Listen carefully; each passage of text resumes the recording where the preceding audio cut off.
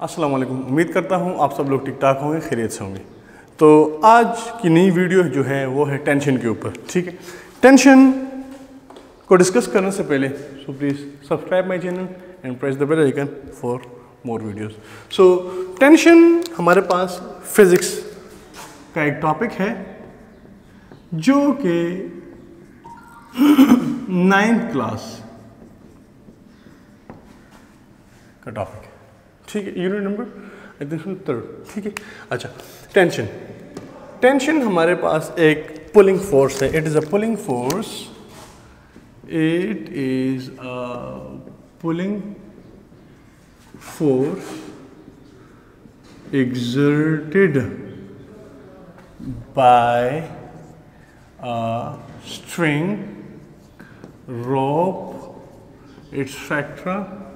on a body। ठीक है, जब हमारे पास एक बॉडी के ऊपर फोर्स अप्लाई हो, वो फोर्स पुलिंग फोर्स हो, अपवर्ड हो, अगेंस्ट द ग्रेविटी हो, तो उस फोर्स को हम टेंशन फोर्स कहते हैं। तो वो हमारे पास टेंशन फोर्स होती है। इसको हम पुलिंग फोर्स भी कह सकते हैं। यहाँ पर आप लोगों को डायग्राम दिखाई दे रहा होगा। ये हमारे पास एक पुली है कि ये पुली है, पुली, और ये पूरी फ्रैक्शनलेस है, फ्रैक्शनलेस। ठीक है, फ्रैक्शनलेस पुली है। यहाँ पर हमने 2 बॉडीज को अटैच किया हुआ है, लेकिन ये अनइक्वल है, बैलेंस नहीं है। इसमें m1 का मास ज़्यादा है और m2 का मास कम है। सो देखिए, इनकी तरफ हम आते हैं, लेकिन इसको थोड़ा सा डिस्कस करने के बाद फिर इसके बाद हमारे पास आता है एटवुड मशीन। तो एटवुड मशीन हमारे पास एक 2 ऑब्जेक्ट्स होते हैं, when 2 objects of unequal mass and hang vertically. इस डायरेक्शन को हम वर्टिकली हैंगिंग कहते हैं। जब 2 मासेस अनइक्वली इस तरह हैंग हो रहे हैं वर्टिकली, तो ये हमारे पास फिर क्या होते हैं, यहाँ पर ओवर अ फ्रैक्शनलेस पुली, एक फ्रैक्शनलेस पुली के ऊपर of negligible mass, the arrangement is called Atwood machine. तो एटवुड मशीन, ये सारी की सारी अरेंजमेंट हम कहते ही इसे हैं कि जब हमारे पास 2 मासेस हमारे पास क्या हो, 2 मासेस हमारे पास अटैच हो, और उन मासेस का जो वेट है वो वेट इक्वल ना हो, और वो वर्टिकली एक फ्रैक्शनलेस पुली के ऊपर हमारे पास मूव कर रहे हो। तो इस तरह के सिनेरियो को हम क्या कहते हैं, इस तरह की अरेंजमेंट को हम एटवुड मशीन कहते हैं। यहाँ पर एटवुड मशीन में फिर कनेक्टेड बॉडीज आ जाती हैं, कनेक्टेड बॉडीज। ठीक है, कनेक्टेड बॉडीज। प्लीज़ आप मेरे साथ किताब को भी टच किया करें, क्योंकि ये टॉपिक्स जो हैं ये बिल्कुल एक दूसरे के साथ रिलेटेड हैं और एक दूसरे के साथ पेवस्त हैं। जो टॉपिक मिस हो जाए तो आप कमेंट सेक्शन में मुझे बता सकते हैं, इंशाल्लाह उस पर अगली वीडियो अपलोड हो जाएगी, लेकिन मैं कोशिश करूँगा कि मिस ना हो। 2 forces are acting on mass m। यहाँ पर देखिए, इस सिनेरियो को थोड़ा सा देखिए। यहाँ पर हमारे पास एक फ्रैक्शनलेस पुली है। इस पुली के ऊपर 2 मासेस हैंग कर रहे हैं। एक मास है m1 और दूसरा मास है m2। इस m1 का जो वेट है वो है w1, जो कि m1g है, और इस m2 का भी वेट है जो कि है w2, ये इज इक्वल टू m2g है। अब आप इसमें देख सकते हैं कि यहाँ पर इस m1 का जो वेट है वो थोड़ा सा ग्रेटर है, ग्रेटर, और इस m2 का जो वेट है वो थोड़ा सा लेस है। तो इसका मतलब ये है, ये तो सिंपल सी बात है कि जब भी एक बॉडी का वेट ज़्यादा होगा तो वो मूव करेगा किस तरफ, डाउनवर्ड, और जब भी किसी दूसरी बॉडी का वेट कम होगा तो वो मूव करेगा अपवर्ड। तो इसमें ये जो m1 है इसका वेट ज़्यादा है तो मूव करेगा डाउनवर्ड, तो ये डाउनवर्ड मूव करेगा। ठीक है, और ये m2 जो है ये अपवर्ड मूव करेगा। अब यहाँ पर देखें, यहाँ पर हम देख सकते हैं कि m1 पर इस टाइम पर 2 फोर्सेस एक्ट कर रही हैं।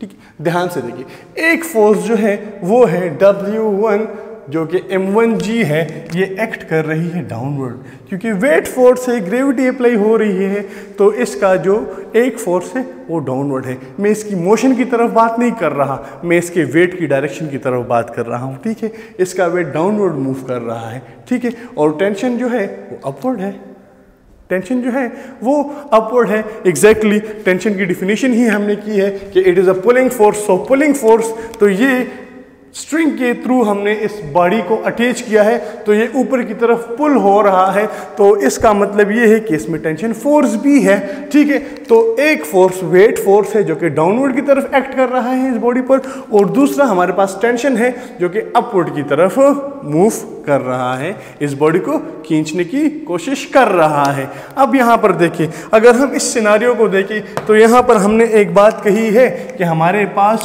जो मास 1 है, मास 1 वो ग्रेटर है, तो ग्रेटर होने की सूरत में इसका जो नेट फोर्स है वो नेट फोर्स हमारे पास कुछ इस तरह बन जाएगा। देखिए किस तरह बन जाएगा नेट फोर्स इसका, जब हम नेट फोर्स निकालते हैं तो नेट फोर्स हमारे पास बन जाएगा is equal to W1 minus T, क्योंकि यहाँ पर वेट ज़्यादा है, टेंशन कम है, तो हमने W1 से टेंशन फोर्स को माइनस कर दिया है, तो हमारे पास नेट फोर्स इस बॉडी पर जो अप्लाई हो रहा है वो हमारे पास आ जाएगा। अब देखिए नेट फोर्स हमने पढ़ा है कि ये हमारे पास क्या है, according to Newton second law F is equal to ma, तो ये ma, लेकिन हम मास 1 की बात कर रहे हैं तो ये m1 बन जाएगा is equal to W1 m1g है, और ये माइनस T है। अब यहाँ पर आप एक देखिए, यहाँ पर मैं टेंशन को हासिल करने की कोशिश कर रहा हूँ, लेकिन टेंशन मेरे पास कैसे हासिल होगा, इस टेंशन को मैं अकेले छोड़ूंगा, अकेले छोड़ने की सूरत में इस m1a को मैं इस साइड पर मूव कर दूंगा, और इस टेंशन की वैल्यू को T को मैं इस साइड पर मूव कर दूंगा, तो ये मेरे पास कुछ इस तरह का इक्वेशन आ जाएगा कि T is equal to m1g minus m1a, तो ये कुछ इस तरह का इक्वेशन मेरे पास आ जाएगा, ठीक है, कि T is equal to m1g minus m1a, ये टेंशन है, ठीक है। अब same as it is similarly अगर मैं बात करूं m2 पर जो फोर्सेस एक्ट हो रही हैं, अगर मैं बात करूं फोर्सेस एक्टिंग ऑन m2 पर जो फोर्सेस एक्ट हो रही हैं, तो वो भी यही फोर्सेस है कि उसका जो वेट फोर्स है वो डाउनवर्ड की तरफ है, और इस पर जो टेंशन अप्लाई हो रहा है वो अपवर्ड की तरफ है, ठीक है। सेम इसी तरह हमारे पास एक फोर्स है जो वेट की फोर्स है, और वो किस डायरेक्शन में है, वो है W2 is equal to m2g, वो है डाउनवर्ड, ठीक है। और इस पर हमारे पास जो टेंशन है वो टेंशन फोर्स है इज अपवर्ड, ठीक है, वो टेंशन फोर्स अपवर्ड है। अब यहां पर देखिए मजे की बात, यहां पर हमारे पास जो नेट फोर्स था वो तो वेट से हमने टेंशन को माइनस किया है, यहां पर हमारे पास इस W1 का जो वेट है वो ग्रेटर है, और W2 का जो वेट है वो लेस है। तो यहां पर आप देखें कि अब इस दूसरे की वैल्यू हमारे पास क्या आती है। अगर सिंपली मैं यहां पर ये काम कर दूं कि यहां पर नेट फोर्स अचीव करने के लिए मैं ये लिख दूं कि F यहाँ पर जो नेट फोर्स है वो हमारे पास बन जाएगा टेंशन माइनस W2। क्यों, यहाँ पर टेंशन से मैंने W2 को क्यों माइनस किया है, इसी वजह से क्योंकि यहाँ पर जो वेट है, जो मास है M2 का वो लेस है, टेंशन की फोर्स इस पर ग्रेटर है, ठीक है, क्योंकि ये अपवर्ड की तरफ मूव कर रहा है। तो सिमिलरली यहाँ पर जो नेट फोर्स है वो हमारे पास आ जाएगा m2a is equal to tension minus m2g। आपको मैं यहाँ पर लिख भी देता हूँ कि न्यूटन की एक लॉ है, न्यूटन सेकंड लॉ है, न्यूटन सेकंड लॉ में हमारे पास F is equal to ma है, तो यहाँ पर इस m को मैंने 2 इसलिए कहा है क्योंकि हम m2 के ऊपर जो फोर्सेस हैं उसके एक्ट की बात कर रहे हैं। यहाँ पर अगर मैं टेंशन को अकेले छोड़ना चाहूँ तो मैं इस m2 को इस साइड पर मूव कर दूंगा, तो मेरे पास इक्वेशन कुछ यूँ बन जाएगा कि T is equal to m2a plus m2g। इस तरह का इक्वेशन मेरे पास बन जाएगा। ठीक है, अब हम बात करेंगे कि हमारे पास ये इक्वेशन नंबर 2 आ जाता है, ये इक्वेशन नंबर 1 आ जाता है। अब इन दोनों इक्वेशंस को हम कंबाइन करने की कोशिश करेंगे। ठीक है, तो मैं इस तरह लिख सकता हूं, combine equation number 1 and 2। Equation number 1 और 2 को आप कंबाइन करें। ठीक है, ये भी टेंशन है, ये भी टेंशन है। अगर दोनों को मैं इक्वल ले लूँ तो यहाँ पर m2a प्लस m2g इक्वल आ जाएगा m1g माइनस m1a के। ठीक है, अब यहाँ पर g को मैं एक साइड पर कर दूंगा और a की वैल्यूज को मैं एक साइड पर कर दूंगा, तो यहाँ पर मैं इस m1a को यहाँ पर शिफ्ट कर दूंगा और यहाँ पर जो m2g है मैं उसको उस साइड पर शिफ्ट कर दूँ। तो ये कुछ इस तरह का इक्वेशन मेरे पास बन जाएगा कि m2a plus m1a is equal to m1g minus m2g।